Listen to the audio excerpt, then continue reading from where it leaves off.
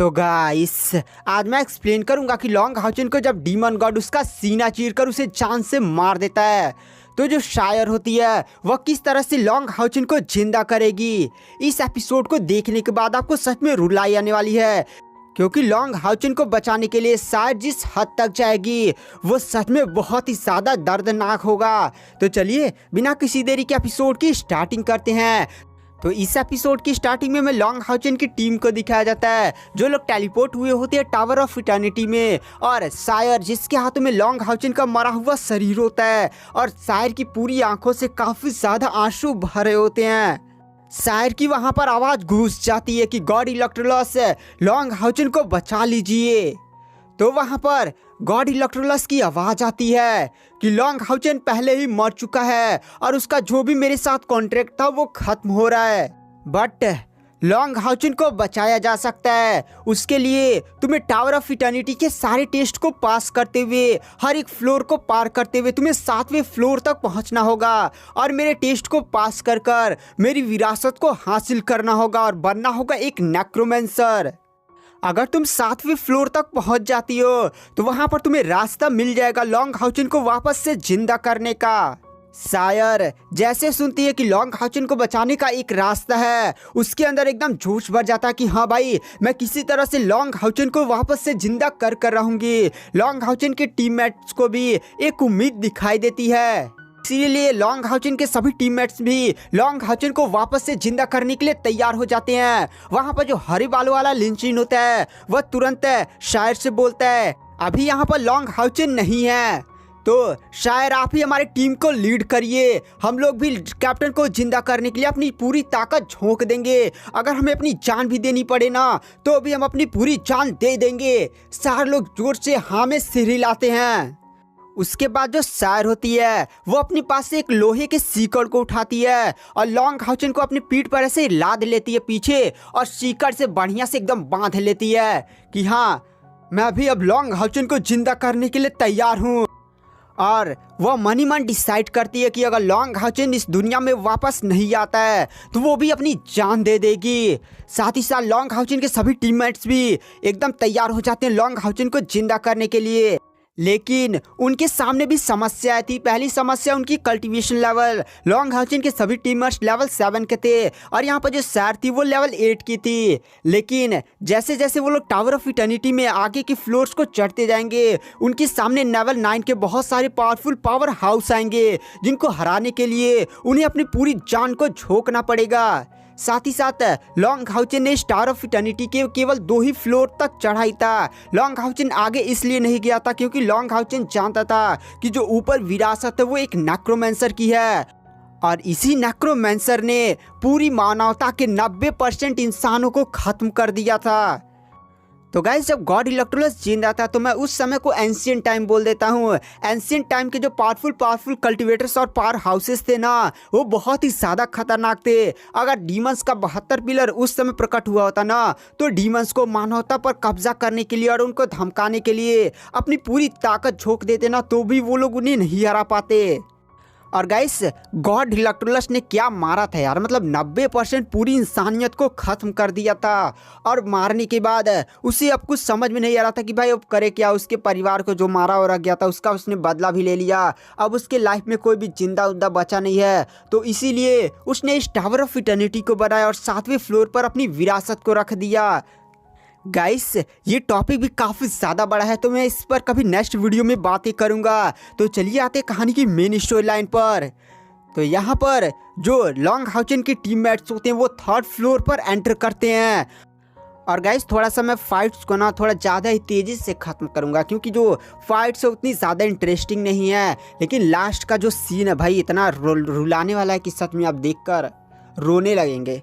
तो चलिए 3rd floor पर लॉन्ग हाउचन का टीम जैसे एंटर करता है उनके सामने काफ़ी ज़्यादा बड़ी बड़ी स्केलेटन आर्मी आ जाती है। लॉन्ग हाउचन की टीम और शायर अपना ऐसे दरांती निकालती है, सभी जोश में थे, लड़ाई मार झगड़ा मारे काटे जा रहे होते हैं। जैसे जैसे वो लोग एक एक स्केलेटन को मारते जा रहे थे उनकी पावर भी और स्पिरिचुअल पावर्स भी बढ़ती जा रही थी।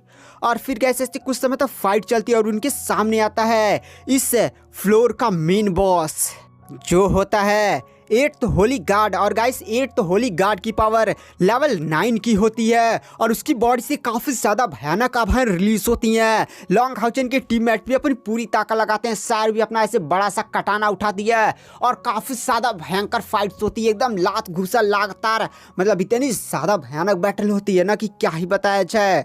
और फाइनली यहाँ पर जो गाइस सीमा जियान होता है, सीमा जियान का थोड़ा सा गाइस नेम चेंज हो गया है, वो टकला वाला जो नहीं होता है वो अपनी पूरी ताकत लगाकर उसके पास जो बड़ा सा गोला होता है मतलब अपनी पूरी ताकत झोंक देता है और इस एट्थ होली गार्ड को हराने में अपना सबसे बड़ा योगदान देता है। वहाँ पे जो टकला होता है उसकी पावर इतनी ज़्यादा कम हो जाती है कि वह सही से खड़ा भी नहीं हो पा रहा था। तो वो लोग डिसाइड करते हैं कि भाई अब सीमा जियान फाइट नहीं करेगा। गाइस थोड़ा सा नेम चेंज हो गया तो प्लीज़ सॉरी, इसको मान लीजिए। इस बंदे का जो भी नाम है थोड़ा सा आप मुझे कमेंट्स कर सकते हैं। नॉवेल में इसका नाम सीमा जियान ही लिखा हुआ है।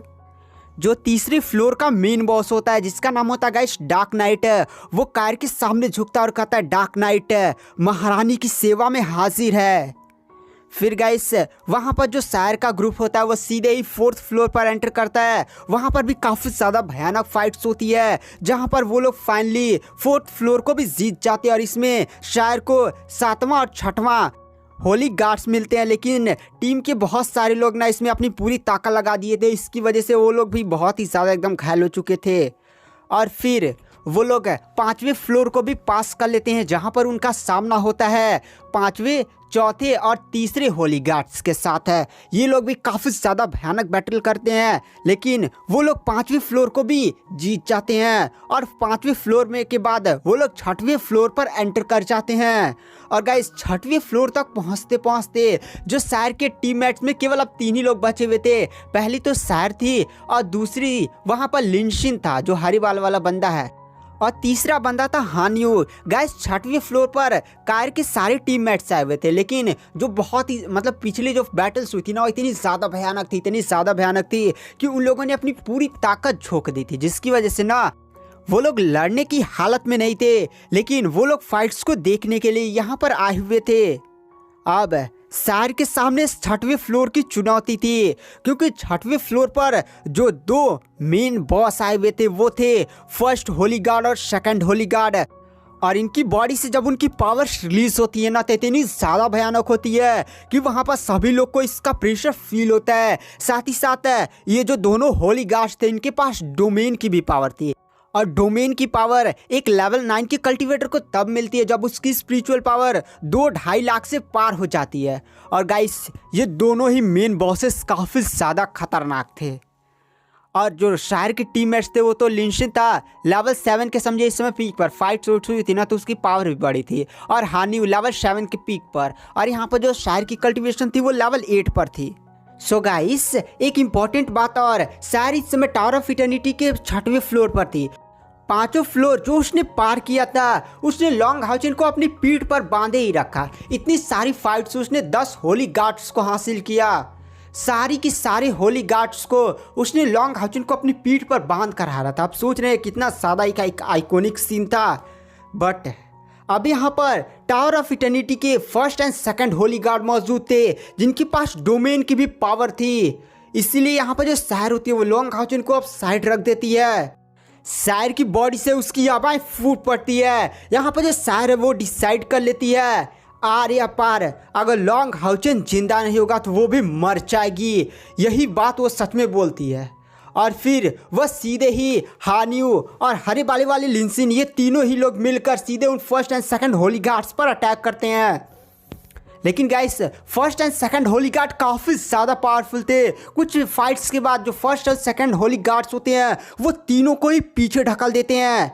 और भाई इन्होंने अभी तक अपने डोमेन की भी पावर यूज़ नहीं किया था, तो यहाँ पर ऐसे इन होली गार्ड्स को नहीं हराया जा सकते। ये होली गार्ड्स काफ़ी ज़्यादा पावरफुल हैं। वहाँ पर जो शायर होती है वो अपने सभी टीम मेंबर्स की तरफ देखती है और कहती है मेरे पास एक टेक्निक है। दरअसल गाइस शायर के पास जो भी स्पिरिचुअल स्टोव है और डेथ गॉड का जो इनसे इनहेरिटेंस प्राप्त है उससे शायर को एक टेक्निक मिली है। उस टेक्निक का जब शायर यूज़ करेगी ना तो उसके सभी टीम मेंबर की वो सारी स्पिरिचुअल एनर्जी को अपनी बॉडी में ग्रहण कर लेगी। तो वह उनसे सारी स्पिरिचुअल एनर्जी मांगती है। तो वहाँ पर लॉन्ग हाउचन के सभी टीम मेंबर्स भी हाँ में सिर लाते हैं क्योंकि वो भी चाहते थे कि उनका कैप्टन जिंदा हो। तो वहाँ पर जो शायर होती है वो अपनी टेक्निक का यूज़ करती है। वह हान यू लिनसिन और सभी लोगों की बॉडी से उनकी स्पिरिचुअल एनर्जी को ले लेती है और इसी के साथ शायर को ना 1,00,000 स्पिरिचुअल एनर्जी मिलती है। लेकिन गाइस शायर ने सभी टीम मेंबर्स की बॉडी से उनकी सारी स्पिरिचुअल एनर्जी को अपनी बॉडी में ग्रहण कर लिया था, जिसकी वजह से ना जो बाकी लोग थे वो उनके पास इतनी भी ताकत नहीं थी ना कि वो सही से खड़े भी हो सके, उठ भी नहीं पा रहे थे ना। वो लोग समझिए एकदम थक चुके थे, उनके पास अब कुछ भी एकदम ताकत होकर नहीं बची थी। अगर इनके पास कोई नॉर्मल बंदा भी आ जाना चाकू लेकर तो इनको जान से मार सकता था, लेकिन शायर की बॉडी से उसकी पावर बहुत ही ज़्यादा भयानक अनलिश होती है। साथ ही साथ यहाँ पर शायर दैट गॉड की इनहेरिटेंस की भी पावर्स का यूज़ करती है और काफ़ी ज़्यादा एक आइकॉनिक लुक देती है। शायर इस दैट गॉड की पावर्स के साथ इन दोनों first and second Holi guard से बहुत ही ज़्यादा भयानक बैटल लड़ती है। खड़ा लड़ाई पर लड़ाई होती जा रही थी। लास्ट में जो शायर होती है वो अपनी पूरी ताकत लगाकर एक टेक्निक का यूज करती है। इस टेक्निक का नाम था guys 7 arts of the God of death. शायर के पास गाइस गॉड ऑफ डेथ की इनहेरिटेंस भी प्राप्त है। साथ ही साथ शायर ने बचपन से एक टेक्निक सीखी थी गाइस, आपने देखा होगा, इसीलिए तो शायर को असैसिन टेम्पल में काफ़ी ज़्यादा स्पेशल माना जाता था और शायर को उस टेक्निक को सिखाने के लिए अकेला छोड़ दिया गया था और इस टेक्निक का नाम था 7 arts of God of death. और जब भी शायर इस टेक्निक का यूज़ करती थी उसके एक सेंसेस कोई ना कोई चले जाते थे। आपको याद है टेक्निक? और गाइस इस टेक्निक में टोटल 7 मूव मौजूद थे, लेकिन शायर ने कभी भी ना फर्स्ट और सेकंड मूव से ज़्यादा इस टेक्निक का इस्तेमाल नहीं किया था। लेकिन आज वो लॉन्ग हाउचन को बचाने के लिए वह इस टेक्निक का यूज़ करती है और वो कहती है या तो आज लॉन्ग हाउचन जिंदा होगा या मैं भी मर जाऊंगी। इसी के साथ जो शायर होती है उसकी बॉडी से इतनी ज़्यादा भयानक है डेथ क्यूआई निकलती है और साथ ही साथ है शायर 7 arts of death of God है। इस टेक्निक में टोटल 7 मूव मौजूद थे, तो शायर 6 मूव्स का लगातार यूज करती, जिनमें से पहले मूव का नाम था death in childhood, second move का नाम था क्लिंसिंग ऑफ डेथ, तीसरे मूव का नाम था डेथ ऑफ स्क्रीम और चौथे मूव का नाम था डेथ ऑफ गॉड किस, पांचवें मूव का नाम था डेथ ऑफ साइलेंट एनिहिलेशन और छठे मूव का नाम था डेथ इन जनरी। और गाइस शायर इन 6 टेक्निक्स को एक साथ मिला देती है और उसकी बॉडी से इतना ज़्यादा भयानक ऑरा और उसके पीछे डेथ ऑफ गॉड की एक काफ़ी ज़्यादा भयानक आकृति दिखती है। इतना ज़्यादा शायर का पावरफुल अटैक होता है ना, मतलब ऐसे एकदम किसी गॉड की तरह लग रही होती है और उसके पीछे जो डेथ ऑफ गॉड की आकृति दिखाई देती ना, क्या ही कहना था। शायर जब इस अटैक का यूज़ करती है तो वहाँ पर जो सामने फर्स्ट और सेकेंड होली गार्ड थे वो भी अपनी पूरी डोमेन की पावर लगा देते हैं कि भाई हाँ डोमेन। बट गाइस शायर का 7 arts of death of God में जो उसने 6 टेक्निक्स को कंबाइन कर अटैक किया था, भाई ये इतना ज़्यादा भयानक होता है ना कि उन दोनों होली गार्ड्स के चिथड़े उड़ जाते हैं। यानी जो शायर होती है वो 6वें फ्लोर को भी क्लियर कर लेती है और जो शायर होती है वो आसमान से गिरने लगती है और कहती है लॉन्ग हाउचेन मैं तुम्हें बचा लूँगी, और शायर को कुछ भी दिखाई नहीं दे रहा होता है। और गाइस यह बैटल इतना ज़्यादा भयानक था ना कि इसमें शायर के सारे सेंसेस चले जाते हैं, यानी ना शायर देख पा रही है, ना सुन ना ही स्मेल कर पा रही है, उसके सारे सेंसेस चले गए थे। आपको गाइस याद होगा 7 arts of death of God जब भी शायर इस टेक्निक का यूज़ करती थी उसके कोई ना कोई सेंसेस चले जाते थे, जैसे उसको दिखाई नहीं देता था, कभी कभी कोई सुनाई बंद हो जाता था। आपने पिछले एपिसोड में ऐसा बहुत बार देखा होगा। लेकिन गाइस शायर ने इस बार इतनी ज़्यादा भयानक बैटल लड़ी है ना लॉन्ग हाउचन के लिए कि उसके सारी के सारी सेंसेस चले गए। शायर के पास केवल एक ही सेंस है बचा हुआ, वो है महसूस करने का।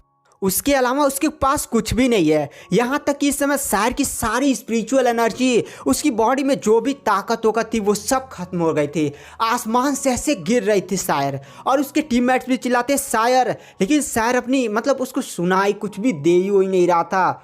अब 7वां फ्लोर वो कैसे पार करेगी, मतलब ये काफ़ी ज़्यादा भयानक सीन है ना। बट गाइस जो 6वां फ्लोर होता है उसके अंदर से एक बहुत ही ज़्यादा सुनहरी और पवित्र रोशनी बाहर निकलती है।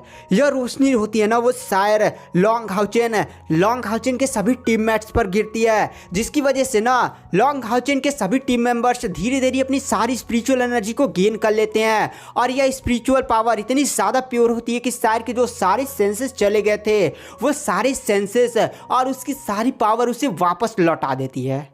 यानी गाइस, शायर अब फिर से पूरी तरह से ठीक हो चुकी है। उसे सब कुछ दिखाई सुनाई सब कुछ दे रहा होता है।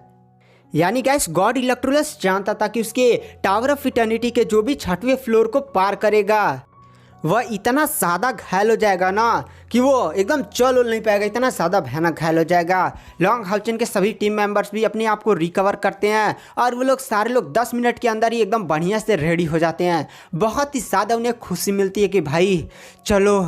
तभी वहाँ पर जो हरे बाल वाला लिनशिन होता है, वह कहता है क्या हम जीत गए, क्या अब कैप्टन जिंदा हो जाएंगे?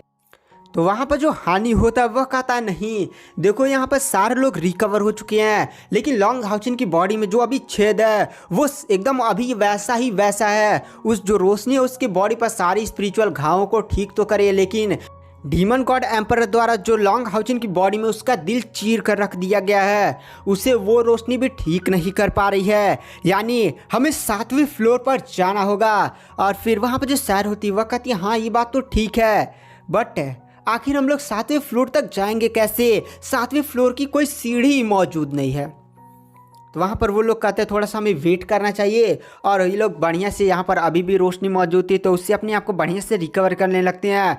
12 घंटे ऐसे बीत जाते हैं। 12 घंटे बाद फाइनली बधाई हो, तुम लोग 6वें फ्लोर को पार कर चुके हो और विरासत पाने के लिए योग्य बन चुके हो। लेकिन अभी भी एक टेस्ट बाकी है। ये तुम्हारे सामने एक दरवाज़ा दिख रहा है और ये रहा चाबी। और गाइस, शायर के सामने एक चमचमाती हुई चाबी प्रकट हो जाती है। वहाँ पर वो आवाज़ बोलती है जो गॉड इलेक्ट्रोलस की होती है कि इस दरवाजे को खोलो और यहाँ पर सीढ़ियाँ हैं, तुम उस सीढ़ियों रास्ते 7वें फ्लोर पर आओ जहाँ तुम मेरी विरासत को हासिल कर सकते हो। लेकिन सीढ़ियाँ चढ़ना आसान नहीं होगा। सीढ़ियों पर तुम जैसे पहली सीढ़ी चढ़ोगे, तुम्हें अपना घुटना रखकर मेरे सामने झुकना होगा। और फिर जैसे तुम दूसरी सीढ़ी पर चढ़ोगे, वहाँ पर भी अपना घुटना रखकर झुकना होगा। यानी कि जितनी भी सीढ़ियाँ हैं उसमें चलना है और फिर गॉड इलेक्ट्रोलस के सामने झुकना है।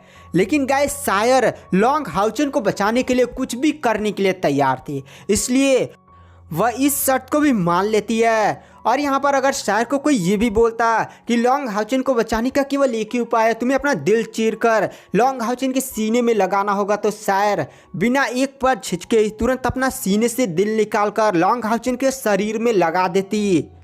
और गाइस, इसका सबूत आपको आगे जब शायर सीढ़ियों पर चढ़ेगी तब पता चलेगा। तो फिर वहाँ पर जो शायर होती है वो लॉन्ग हाउचेन को फिर से अपने पीठ पर बांध लेती है और जो उसके पास चाबी था उससे दरवाजे को ओपन करती है। वहाँ पर एक बहुत ही ज़्यादा बड़ा ऐसी सीढ़ियाँ दिखाई देती हैं। दरवाज़ा तो कहीं था ही नहीं, जैसे अनंत सीढ़ियाँ थी। वहाँ पर जो शायर होती है वो सीढ़ी पर एक कदम अपना रखती है और फिर वह घुटने के बल आकर वो पहली सीढ़ी पर झुकती है और सेकंड सीढ़ी पर वह एंटर करती है। बट वहाँ पर शायर एक बात नोटिस करती है, जो शायर की सारी टीम मेंबर्स है ना, वह इस दरवाजे के अंदर एंटर नहीं कर पा रहे हैं। केवल शायर और लॉन्ग हाउचेन ही इस सीढ़ियों पर चढ़ पा रहे हैं। वो लोग ट्राई तो किए थे, बट जो सुरक्षा कवच नहीं था ऐसे सीढ़ियों पर लगा हुआ, वो लोग को बाहर फेंक दे रहा था।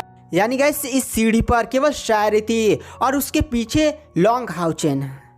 वहाँ पर गाइस एक बात और नोटिस करती है शायर, जैसे ही शायर ने इस सीढ़ियों पर कदम रखा था ना, उसकी सारी पावर, चाहे कोई भी स्पिरिचुअल पावर हो, सब की सब गायब हो चुकी है। मतलब शायर अब यहाँ पर एक नॉर्मल इंसान बन चुकी है। वो अपनी पीठ पर लॉन्ग हाउचेन को लादी हुई थी जो 80 किलो का था। हाँ, यहाँ पर शायर के पास अगर उसकी स्पिरिचुअल एनर्जी और बाकी कल्टीवेशन पावर होती तो शायर इस लॉन्ग हाउचेन को अपनी पीठ पर बहुत दूर तक चली जाती। बट उसके पास कोई भी पावर नहीं है भाई। वो एक साधारण सी लड़की बन चुकी है। उसने लॉन्ग हाउचेन की 80 किलो वजन को ऐसे टांगा हुआ है और सीढ़ियों पर जैसे जैसे वो सीढ़ियाँ चढ़ती जा रही थी, आसमान से उस पर बहुत ही ज़्यादा भयानक प्रेशर लग रहा था। और इस प्रेशर की वजह से एकदम समझे काय डगमगा एकदम धीरे धीरे आगे बढ़ी थी। शायर फाइनली 20वीं सीढ़ी तक पहुंच जाती है, लेकिन भाई अब उस पर इतना ज़्यादा भयानक प्रेशर हो रहा था ना कि वो अपना ऐसे कदम भी नहीं उठा पा रही थी। और शायर समझे एकदम पसीना पसीना, जैसे उसको चक्कर आ जाएगा। बट वह वहाँ पर केवल एक ही शब्द बोल रही थी, लॉन्ग हाउचन को मैं जीवित कर रहूँगी, चाहे कुछ भी हो जाए, चाहे मेरी जान भी क्यों न निकल जाए। इसी शब्द के बोलने के बाद वही फिर से आगे बढ़ने लगती है और फाइनली वह 30वीं सीढ़ी तक पहुँच जाती है।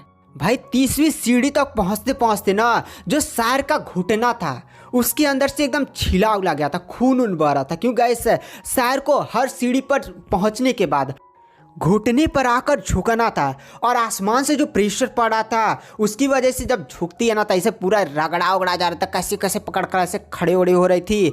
भाई उसका पूरा घुटना एकदम छिल चुका था। जो लॉन्ग हाउचन के बाकी टीम मेंबर्स थे वो भी बाहर से देखते हैं, वो लोग भी शौक थे कि भाई ये हो क्या रहा है। शायर जो एक लेवल 8 की कल्टीवेटर है और जिसने यहाँ पर इतने ज़्यादा पावरफुल कल्टीवेटर्स को हरा दिया, वो आखिर लॉन्ग हाउचन को अपनी पीठ पर टांग कर सीढ़ियाँ क्यों नहीं चढ़ पा रही है। फिर उन लोग को एहसास हो जाता कि भाई जैसे शायर ने सीढ़ियों पर कदम रखा था, शायर की सारी कल्टीवेशन चली गई है और ऊपर से उस पर आसमान से प्रेशर बढ़ता जा रहा है। और जैसे जैसे शायर सीढ़ियाँ चढ़ती जा रही है उस पर बहुत ही ज़्यादा भयानक प्रेशर है। और गाइस वो लोग देखते हैं ना, जैसे शायर सीढ़ियों पर चढ़ती जा रही थी ना, सीढ़ियाँ जो गोल्डन कलर की थी, कुछ सीढ़ियाँ लाल हो गई थी। और उन लोग को एहसास होता है भाई शायर का खून है, मतलब इतना सादा उसका खून बच चुका था कि सीढ़ियाँ जो गोल्डन कलर की कभी थी वो एकदम लाल लाल दिख रही थी। और वो लोग भी बहुत ही ज़्यादा मतलब दुखी होते हैं शायर के लिए, बट वो लोग शायर के लिए चिल्लाते हैं, शायर तुम कर सकती हो, शायर तुम कर सकती हो, ताकि शायर का जोश बना रहे। और वहाँ पर जो गाइस शायर होती है वो भी चिल्लाती है, मैं लॉन्ग हाउचन को जिंदा कर आऊँगी। इसी के साथ वो सीढ़ियाँ चढ़ने लगती है, 40 सीढ़ी, 50 सीढ़ी, 60 सीढ़ी, 70 सीढ़ी, 80 सीढ़ी। और क्या जैसे शायर 80 सीढ़ी पर चढ़ती है ना भाई उसको एकदम चक्कर आ जाता है। मतलब इतना सादा उसका खून ऐसे बह हो रहा था ना कि भाई तुरंत वो ज़मीन पर गिर जाती है, सीढ़ियों से डुगुर जाती है। इसलिए होता है घुटने पर आई थी, चक्कर, बेहोश हो गई थी। लेकिन गाइस कुछ 2-3 सीढ़ियाँ शायर ऐसे डुगरी थी, बट वो ऐसे सीढ़ी को पकड़ लेती है ऊपर से और ज़्यादा नीचे नहीं जाती है। और फिर पकड़े ही बेहोश हो जाती है, मतलब सीढ़ी को छोड़ती नहीं, ऐसे पकड़े हुए बेहोश थी। शायर की बॉडी से इसमें बहुत ही ज़्यादा खून बह रहा था और शायर 1 घंटे तक लगातार बेहोश रहती है। लॉन्ग हाउचन को जो सभी टीम मेंबर्स हैं उसे शायर को देखकर गॉड इलेक्ट्रोलस पर काफ़ी ज़्यादा गुस्सा आता है और वो लोग दरवाज़ा पीटते हैं, खोल, हमें भी अंदर आने दे, हम भी मदद कर देंगे। लेकिन वो लोग देखते हैं कि भाई दरवाज़ा नहीं सील लगा हुआ था, कोई भी अंदर नहीं जा सकता था सीढ़ियों पर, तो वो लोग केवल दरवाजे को पीट रहे थे, खोल, गाली वाली बक रहे थे कि खोल इलेक्ट्रोलस खोल। बट गाइस उनके पीटने और चिल्लाने से कुछ भी नहीं होता। शायर फाइनली फिर से 1 घंटे बाद अपनी आंखें खोलती है और फिर से किसी तरह सीढ़ियों पर बैठती है। सीढ़ियाँ थोड़ा ज़्यादा ही चौड़ा था और फिर वह कहती है, मैं लॉन्ग हाउचन को जीवित कर रहूँगी। इसी के साथ शायर फिर से खड़ी होती है और फिर से लॉन्ग हाउचन को बढ़िया से पकड़ती है और फिर से सीढ़ियाँ चढ़ना शुरू कर देती है। गाइस फाइनली शायर 200 सीढ़ियाँ चढ़ती है और इन 200 सीढ़ियों चढ़ने तक वो 7 बार बेहोश होते हैं। लेकिन जब भी वह बेहोश हो रही थी ना, सीढ़ियों को ऐसे पकड़ ले रही थी, मतलब बेहोश होने से पहले कि भाई नीचे ना गिरूँ। और भाई 7 बार बेहोश हुई थी और 200 सीढ़ी बाद जब वो बेहोश हुई थी ना 7 घंटे बाद उसकी आंखें खुली थी।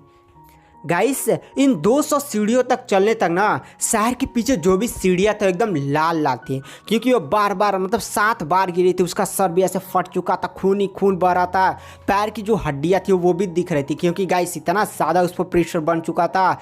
आसमान से भी प्रेशर, लॉन्ग हाउचन का भी वेट है, लेकिन वो हार नहीं मान रही थी, इसे पकड़ कर चढ़ रही थी। भाई इतना ज़्यादा दर्दनाक वाला सीन था ना, जिससे देखकर लॉन्ग हाउचन के टीममेट्स को भी बहुत ही ज़्यादा मतलब कायर के लिए दुख हो रहा था और वो लगातार दरवाजे को पीट रहे थे। वहाँ पर वो जो मैगडल जिसके पास नहीं है, जो किसी का भी रूप धारण कर लेता है, वो लड़की तो ना शायर का मतलब इतना ज़्यादा भयानक खून वाला दृश्य ही नहीं देख पाते, बेहोश हो जाती है। लेकिन 7 घंटे बाद जब शायर की आंखें खुली थी ना तो वो फिर से किसी तरह जोश, ऐसे मतलब अब खड़ी भी नहीं हो पा रही थी शायर, ऐसे लेटी हुई थी सीढ़ी पर। लेकिन वह देखती है कि 10 सीढ़ी बाद एक ऐसे दरवाज़ा है, तो शायर बहुत ही ज़्यादा खुश हो जाती है और उसके अंदर एक और होप आ जाती है कि फाइनली 200 सीढ़ियों चढ़ने के बाद 10 सीढ़ी और फिर वहाँ पर वो दरवाज़ा जहाँ से मैं 7वें फ्लोर पर एंटर कर सकती हूँ। इसी के साथ वह किसी तरह रेंगते ओंगते लॉन्ग हाउचिन को पीठ पर लाते कहीं मतलब बहुत ही ज़्यादा दर्द में ना वह उस गोल्डन दरवाजे तक पहुंच जाती है और कहती है मैं लॉन्ग हाउचिन को जिंदा कर रहूँगी। मतलब गाइस एकदम खून ही खून पूरा लाल हो चुकी थी खून से शायर।